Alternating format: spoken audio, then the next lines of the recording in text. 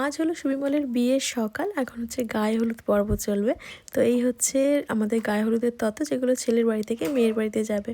তো এই এক এক করে আমরা প্যাক করে সব কিছু গাড়িতে তুললাম, কারণ অনেকটা দূর যেতে হবে, সময় অনেকটা লাগবে। তাই সকাল সকাল গায়ে হলুদের তত্ত্ব চলে গেল।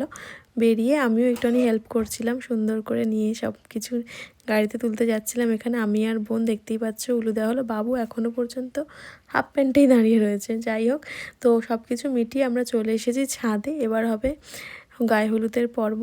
আর সবাই আমরা হলুদ হলুদ পরেছিলাম। আর সেদিনটা ছিল সরস্বতী পুজোর দিন। তো সরস্বতী পুজো আর গায়ে হলুদ সব ম্যাচ করে আমরা হলুদ হলুদ পরে ঘুরছিলাম। খুব মজা করলাম, আমরা বেশ নাচানাচি করলাম সুন্দর করে সকালটা। কাকিমা তো ভীষণ আনন্দ করছিল, নাচছিল সবার সাথে। আমরা প্রচণ্ড আনন্দ করে করে সবাই গায়ে হলুদের পর্বটা এনজয় করেছি। আর এই যে হচ্ছে বাবুকেও তুলে আনা হয়েছে একটু নাচতে। তারপরে নাচার পরে এখানে গায়ে হলুদের রিচুয়ালস হলো। আমি একটু বাবুকে হলুদ লাগিয়ে দিলাম। আর এই যে হলুদ লাগার পরে ওর অবস্থাটা দেখতে পাচ্ছ।